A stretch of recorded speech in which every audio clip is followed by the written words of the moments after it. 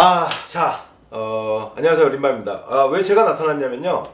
역시 양양님은, 개인 진행은 불가능하다 싶어가지고, 아무래도 제가 하는 게 맞겠다 싶었습니다. 사실은 이게 참 어려운 지점이에요. 양양님을 아무래도 시청자분들이 좋아할 수밖에 없는 지점이 있거든요. 여성이고, 저보다는 아름답기 때문에. 그런 건 있죠. 네, 그런데 진행을 보다 보면은 오히려 제 얼굴을 보고 있는 게 많은 시청자분들의 어떤 건강에 심신에 더 좋지 않을까. 눈에는 괴로울지 몰라도 머리에는 괜찮죠. 네, 그렇습니다. 어쨌든 저희 둘의 조합이 좋다는 뜻으로 받아들이고요. 제가 지금부터 한번 질문 드릴까 합니다. 사실은 오늘 이 자리가 마련된 이유가 헤일로5가 곧 발매되기 때문이고, 제가 전에도 따로 연락을 드렸을 때 말씀드렸던 것이 결국은 헤일로 1부터의 4까지의 스토리, 그거가 저도 게임을 해봤지만 이해는 할 수 있어요. 따라갈 수는 있지만 이게 뭔가 놓치고 있는데 라는 생각이 항상 들게끔 만들거든요, 그 게임이.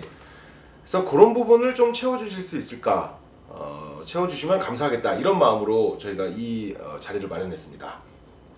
자, 그리고 첫 번째 헤일로 1입니다. Wipe them out. And that's exactly what Halo is designed to do. Wipe the galaxy clean of all sentient life. There is no choice. We must activate the ray.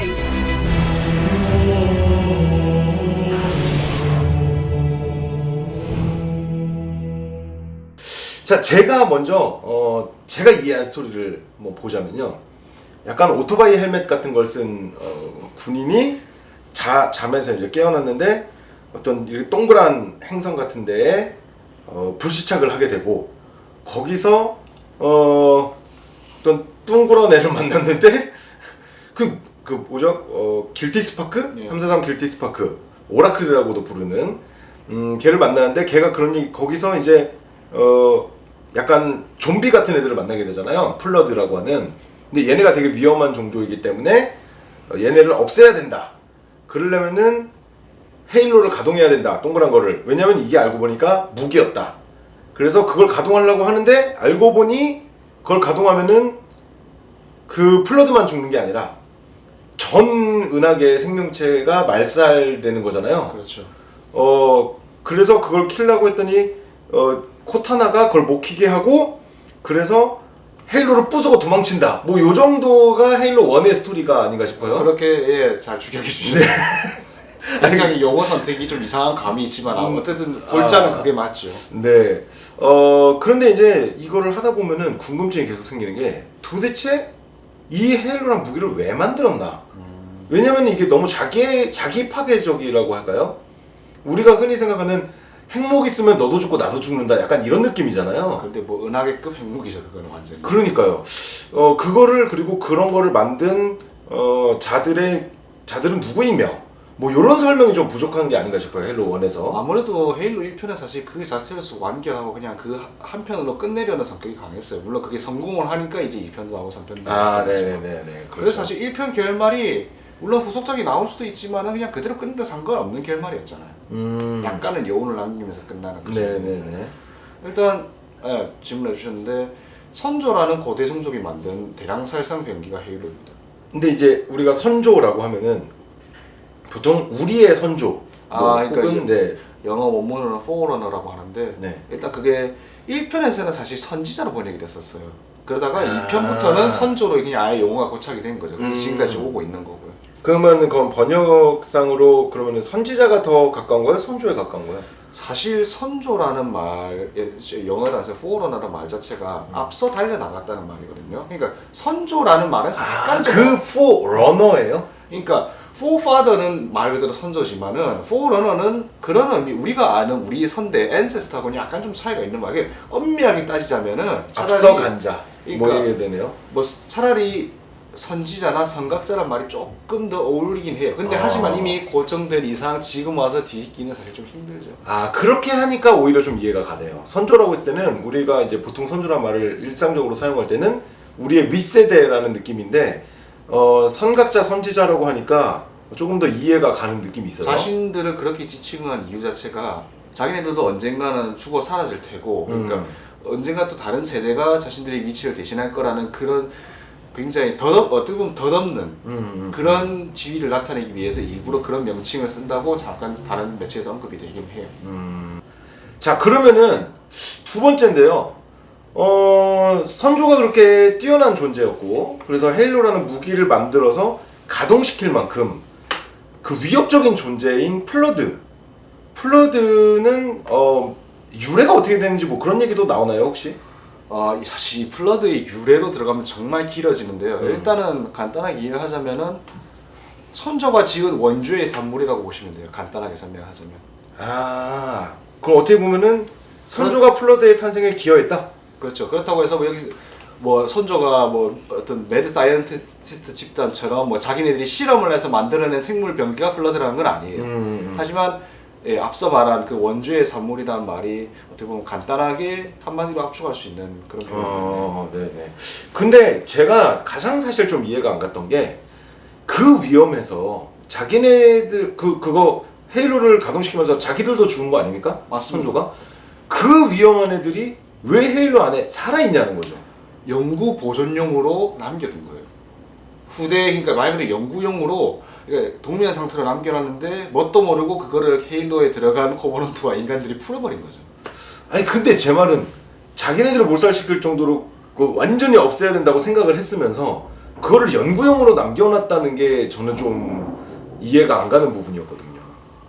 사실 그것도 뭐 선조의 판단이니까 저는 거기에 대해서 뭐 잘 모르겠지만은 어떻게든 근데 후대에도 연구를 거듭하다 보면은 거기에 대한 뭐 치료법이든 아니면 해결책이든 뭔가를 찾을 수 있으리라는 신라 같은 희망에서 보존을 해놨던 것이겠지요. 그리고 뭐 아직 헤일로 전체 헤일로에 등장하는 그 7 헤일로가 전부 다 상세하게 밝혀진 건 아니라서 다른 시설들의 상황은 어떨지는 또 모르고 아니면은 그거에 관해서 나중에 좀 더 이야기가 밝혀질지도 몰라. 아직도 사실 이 편에 등장하는 공허시설 헤일로에 왜 그레이브 마인드가 그렇게까지 장악을 하고 있었는지는 설명이 안 됐거든요. 근데 다만 10만인 있는데 좀 확답을 주기는 부족해요. 그거 가지고. 아무래도 아직 헤일로라는 이야기가 진행 중인 이야기이기 때문에. 그러니까 약간은 어떻게 보면은 번지에서도 처음에 만들면서 그렇게까지 해답을 주려고 생각을 하지 않았던 것 같아요. 네, 원래 이야기라는 게 또 덧붙여지기도 하고 또 게임을 위해서 이제 만들어지는 이야기도 있을 거고 플레이를 위해서. 그런데 이제 헤일로 1을 지금 이야기하고 있는 중이었습니다만 헤일로 1에서 나오는 캐릭터 중에 가장 독특한 캐릭터 중에 하나가 제가 볼 때는 제가 아까 뚱그란 놈이라고 표현했던 343 길티 스파크인데요. 네. 어떻게 보면은 그냥 AI죠. 인공지능이죠. 선조 말로는 엔실라라고 합니다. 엔실라라고 부르는 AI인데 이 친구는 사실은 코버넌트랑 인간이 오기 전까지는 혼자 계속 거기에 있었던 거죠. 10만 년 동안 거기 처박혀 있었지. 10만 년. 뭐 AI니까 권태를 못 느낄 수도 있겠다 싶지만 그 친구 참 말 많은 친구잖아요. 좋은 생각이네요. 난 천재야. 그러니까 딱 봐도 그동안 계속 혼자 처박혀 있다가 누구 오니까 반가워서 말 쏘고. 네, 굉장히 말을 많이 하고 또 그리고 유머 감각도 좀 있어요. 약간 정신 나간 유머 감각이죠. 네, 막 혼자 노래도 막 하고. 예, 좀 처음에 게임할 때는 아마 저거 뭐 하는 놈이야. 저는 지금도 그 음이 라리라리라 리라리라 이게 너무 기억에 남아가지고 라리라리라 리라리라 라리라리라 리라리라 라리라리라 리라리라 저 이렇게 자다가도 혼자서 라리라리라 리라리라 이럴 때가 있어요. 근데 걔가 어떻게 보면은 선조의 지혜를 담고 있겠죠. 보통 이제 인간이 AI를 만든다고 해도 왜 인간처럼 만들려고 하잖아요. 그런 것처럼 어떻게 보면 이 선조들의 지혜가 담겨 있는 녀석이 아닐까 그런 생각이 드는데요. 예, 그것 때문에 코버넌트가 바로 자신들의 신으로 섬기는 선조의 말을 전한다고 해서 그 존재들을 오라클이라고 부르는 거였죠. 오라클이 뜻이 신탁이잖아요. 그렇죠. 우리가 흔히 뭐 예언자 뭐 이렇게 부르기도 하고 뭐 매트릭스 같은 거기서도 맞아. 오라클이라는 존재들이 나오죠. 그런 것처럼 사실 그렇다고 해서 근데 그렇게 현명해 보이거나 그러진 않아요. 되게 목적 의식이 확실하고 어쨌든 다른 건 몰라도 플러드는 없애야 된다. 뭐 이런 생각을 가지고 있는 것 같거든요. 원래 기계들은 어느 정도 목적성을 띠고 태어나기 때문에 확실히 좀 무슨 희생을 치러서라도 어떻게든 자기 사명을 완수하는 그런 모습을 보이죠. 그러니까 한마디로 입력된 명령 외에는 생각하기 힘든 녀석이라고 볼 수 있나요? 뭐 어느 정도 그러니까 자기 재량권이 있긴 한데 본연의 기능 자체는 계속 충실히 따르는 거죠. 그 헤일로 1에서 처음에는 이게 그냥 외계인과 싸우는 일반적인 FPS처럼 느껴져요. 게임 초반에는 그냥 일반적인 우리가 생각하는 우주 전쟁처럼 보이던 이야기가 플러드가 나타나고 그래서 그때 갑자기 약간 호러 영화 같은 연출이 좀 나와요. 헤일로 1을 일종의 좀 보면. 반전이죠. 그게. 그렇죠. 확 반전이 일어나면서 길티 스파크도 나오고 그러는데 재밌는 지점 중에 하나가 이 인간이 만든 AI인 코타나와 선조가 만든 AI인 이 길티 스파크가 이 대립하는 부분이 잠깐 있었어요. 예, 마치 컴퓨터끼리 싸우는 느낌. 네네네. 약간 그 거기서 제일 제가 재밌었던 장면 중에 하나는 마스터 치프가 요렇게 하면서 말리는 장면이 있잖아요. 네. 우리 편이야 막 이러면서 말리는데 네가 감히 나한테 이걸 그냥 어쩌려고? 인덱스는 여기 있어. 입만 살아있는 고철덩어리 주제. 만드레 코타나와 길티 스파크는 코타나가 그 해킹을 하잖아요. 일종의 그 안으로 들어가잖아요. 아, 예, 좀 침투 기능을 발휘를 하죠. 네. 근데 그러면은 얘네 둘 사이에 이제 뭐 대화 이런 거 아니라도 서로 알까요? 어느 정도 이 존재들에 대해서? 서로 존재들에 대해. 아니, 그러니까 그 뭐라고 얘기했지? 코타나가 거에 침투했을 때, 그러니까 서로 그걸 눈치를 채느냐고. 네, 그 시스템 안에 안에서 있는 이제 예, 그게 나중 후반에 드러나잖아요. 일부러 길티 스파크가 속아주는 척하고 있다가 코타나 안에 들어와 있을 때 그 장악해 버리잖아요. 함선 시스템을. 맞아 그런 장면이 있었죠.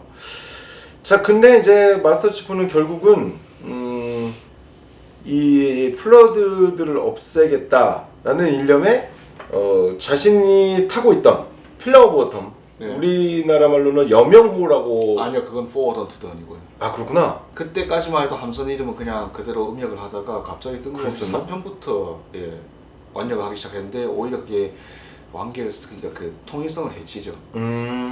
차라리 저는 그래서 어느 정도 필러 오브 워텀 이렇게 써 있었던 것 같다. 그러고 보니까네. 네. 거기서는 근데 사실 필러 오브 워텀이라는 이름이 몇 번 안 나와요. 사실 헤일로 2편만 해도 그 함선 이름을 다 그냥 가볍게 퉁쳐버려서 그 필러 오브 워텀은 자꾸 모선이라고만 지칭하고 거기에서 잠깐 침투하고 또 나중에 몇 번을 털리는 그 코버넌트 함선 하나 있잖아요. 순양함이라고 하죠. 그냥 코버넌트 순양이라고 하는데 원래 함선 이름은 진리와 귀의예요.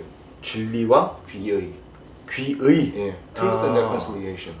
이름이 꽤 철학적이네요. 그래도 이게 함선 이름 전부 종교적이에요.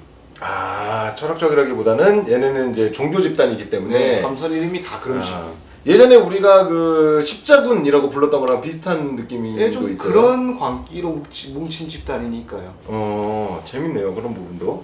그래서 어쨌든 그 필러 오브 워텀을 폭파시키고 탈출을 하는데 사실 좀 무책임하다는 생각도 들었어요. 왜냐면은 이 플러드라는 종족이 그렇게 해서 없어지지 않는다는 거를 계속 길티 스파크가 얘기를 했고, 이거 사실 길티 스파크는 여기서 약간 좀 과장을 하는 면이 없잖아요. 그래서 사실 그걸 가동시키면은 반격 25,000 광년이 초토화돼요. 거기만 없어지는 게 아니고. 그러니까 마스터 치프는 그 헤일로만 없으면 일단 헤일로 자체에만 지금 창궐이 국한되어 있으니까 그것만 없으면 땡이잖아요. 그래서 마스터 치프는 그것만 해결한 거. 사실 헤일로의 위치가 정확히 어딘지 모르겠는데 그 반경 내에 지구가 들어갈지 아니면 다른 인간 행성이 들어갈지 어떻게 알아요? 그렇죠. 게다가 그 주변에 진짜 다른 뭐 지성체가 사는 행성이 있었을지도 모를 일이고. 아니 25,000 광년이면 충분히 지성체가 있을 만한, 지금 제 생각에는 물론 제가 천문학자는 아닙니다만 어쨌든 뭐 있지 않을까 싶은데, 제가 재밌는 것 중에 하나는 그들이 그 헤일로가 위치한 그 우주가 어딘지 모르나요? 사실 지금까지도 설정상으로는 모르나 그게 정확하게 어느 위치라고 그냥 은하계 지도 같은 게 공개된 적은 없어요. 아니 그 극 중에서도 자신들이 어디에 있는지 정확히 모르죠. 탈출했죠. 탈출해서 그냥 무작위 좌표로 점프를 했는데 어떻게 맞닥뜨린 게 바로 헤일로예요. 굉장히 운이 좋아서 거기에 관한 설명은 사실 게임 헤일로 리치에 좀 더 나오긴 하죠. 자, 근데 재밌는 게 거기 만약에 그들이 가지 않았으면 애초에 플러드가 나올 일도 없고 그 다음에 헤일로를 작동시킬 일도 없는 거죠. 그렇게 됐겠죠. 그렇다면 게임 제목부터가 헤일로가 아니겠죠. 그러니까 게임 제목이 한마디로 마스터 치프가 됐을지도 몰라요. 그럼. 그러니까 한마디로 이 문제를 일으킨 것도 그 다음에 이 문제를 해결한 것도 인간이네요. 글로 점프를 했기 때문에 코버넌트들이 쫓아온 거 아닌가요? 코버넌트는 아니 그 이전부터 어느 정도 그 위치를 약간은 간파하고 있었다는 암시가 있어요. 아, 그러니까 만약에 하지 않았더라도 어차피 걔들은 거기 갔어요. 코버넌트들이 가서 만약에 그걸 깨웠는데 그때 만약에 마스터 치프와 인간들이 없었으면 오히려 그거는 정말 전 우주적 재앙이 될 수 있었겠네요. 뭐 코버넌트가 어떻게 해결을 했을지도 모르죠 사실. 그럼 걔네들도 좀 똑똑한 애들 아닌가요? 근데 걔들이 약간 종교적 교리에 발목을 잡혀서 그 머리를 제대로 다 활용을 못하는 그런 인상을 많이 풍겨요. 그런 거 있잖아요. 기술이 더 좋은 게 있는데도 교리상 아 이거는 신성모독이 안 된다 해서 일부러 저급한 기술만 쓴다든가 하는 그런 거. 충분히 있을 법한 시나리오죠. 그렇죠. 그 저희가 인간 역사를 보면은 그런 일들이 뭐 없었던 것이 아니니까. 포크가 처음 발명됐을 때 교회에서 뭐라고 했는지 아세요? 삼지창 악마의 창이다. 뭐. 사람의 손을 흉내낸다. 사람을 창조하는 오직 신뿐인데 우리가 사람의 손을 모방한 도구를 만들었다. 야, 이거 그래서 금지했어요. 근본주의적으로 가면은 지금 저희가 쓰고 있는 모든 물건들 뭐 공장에 있는 로봇손 이런 거 다 불가는 거 아닙니까? 네. IS 깜치죠. 그러니까요. 그 사실은 근본주의적인 집단들이 자신네들이 기술력과 지성과는 별개로 움직이는 그런 경우를 볼 수가 있죠. 그러면은 사실 이렇게 볼 수 있나요? 혹시 코버넌트가 조금 이제 비이성적인 집단들이라면은 그 UNSC는 전혀 그런 느낌을 안 풍겨요. 그냥 현생 인류를 생각하시면 되니까요. 근데 현생 인류만 봐도 어떤 그러니까 뭐 민족주의라든가 아니면은 뭐 종교적이라든가 이런 게 아예 배제되지는 않았거든요. 그런데 물론 보통 그렇게 우주로 진출한 SF에서 그렇게까지 그 과거 배경을 다루진 않죠. 그냥 이러이러해서 보통 항상 다 비슷해요. 자원 부족, 뭐 인구 폭증 이런 것 때문에 다른 활로를 모색하고 그러다 보니까 태양계 밖으로 넘어가고 진출하고 이런 거는 거의 어느 SF를 보든 거의 다 천편일률적으로 똑같아요. 거기까지는 우주로 진출하기까지의 과정은. 자 그러면 헤일로 1을 이제 얘기하고 넘어갈 때 빼놓지 말아야 될 게 이제 코타나예요.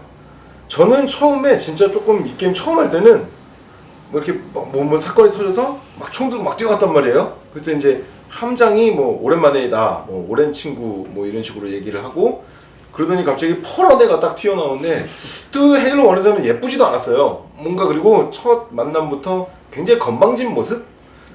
약간 그런 느낌이었는데 이 친구가 같이 다니는 거잖아요, 계속. 그렇죠. 계속 그 머릿속에 넣어두면서. 네, 그래서 이제 게임 중에서도 계속 얘기를 걸어오죠. 네네. 말을 걸어오죠. 약간 이게 뭐 젤다의 전설 같은 거 해보면은 옆에 쫓아다니는 요정, 뭐 이런 역할처럼 계속 옆에서 말 걸면서 이렇게 도와주기도 하고. 조력자죠 한마디로. 네네네. 육체는 없는 대신에 정신적으로만 존재하면서. 그러니까 소닉과 테일즈, 뭐 마리오와 루이지, 뭐 치프와 코타나 뭐 이렇게 해도 될 것 같은데, 근데 이 코타나가 사실은 제가 해본 결과는 결과론적으로 보면은 코타나가 지킨 거거든요, 우주를. 코타나가 항상 어느 정도 조언을 해주죠. 아무래도 시스템에 들어갔을 때 인공지능이니까 시스템에 들어가 전반적인 상황을 사람보다 훨씬 더 빠르게 다 파악할 수 있잖아요. 코타나가 아니었으면은 헤일로 치프는 그 헤일로 가동시키기 위해서 되게 열심히 그 헤일로 가동하는 열쇠를 찾아서 돌아다니고 있었잖아요. 가동했겠죠, 안 말렸으면 아마. 그렇죠. 사실 어떻게 보면은 코타나가 정말 주인공이 아닌가 싶을 정도로 그 결정적인 역할들을 한 것 같아요. 그렇죠. 예. 헤일로 마지막 장면과 첫 장면은 되게 장엄하게 시작해서 장엄하게 끝나요. 뭔가 그 헤일로에 다가가는 그 함선의 모습으로 시작해서 마지막에는 그 비행기를 타고 이제 탈출하면서 롱소드 요격기를 타고 탈출을 하죠. 롱소드 요격기. 예. 긴 칼 요격기, 네. 장검이죠. 장검 요격기, 네. 장검을 타고 이제 나오면서 이때부터 사실은 이제 어떤 치프의 어떤 영웅화가 시작된 거죠. 그 헬멧을 벗는데 이제 그 헬멧을 따라서 카메라가 움직여서 얼굴이 안 나오고 다들 드디어 공개하나 했는데 네네. 카메라 각도에 가려서 안 보여요. 그렇죠. 그러면서 딱 끝이 나요. 근데 아까 처음에 말씀하셨듯이 헤일로 1이 되게 완결성이 있는 얘기거든요. 정말 기승전결이 뭐랄까 되게 연극적으로 딱딱딱딱 정해져 있잖아요. 그리고 약간의 속편 암시가 있긴 한데 사실 그것만 가지고는 속편이 나올지 안 나올지는 알 수 없는 상태로 그냥 그래 뭐 이젠 하지만 이제 끝이 아니고 그냥 지금부터가 시작이지라는 말을 함으로써 그런 그 영을 남기긴 하는데 그래도 그 자체로 끝을 내도 사실 하자는 없는 작품이었어요. 여부를 좀 두긴 했지만 여지를 주긴 했지만 정말로 그냥 새로운 세상을 만나고 그 안에서 모험을 펼치다가 반전을 알게 되고 그 문제를 해결한다라는 어떻게 보면은 전형적인 기승전결이 아주 완벽한 이야기를 딱 만들었단 말이죠. 그런데 이제 헤일로 2가 안 나올 수가 없게 되어버렸어요. 그렇게 대박을 쳤는데 마이크로소프트에서 가만히 있을 그렇죠. 수가 없죠. 번지 입장에서도 그렇고 마이크로소프트 입장에서도 그렇고 어머 이건 더 팔아야 돼라는 생각이 들기 시작하죠. 더 만들어야 돼. 네네 그렇습니다.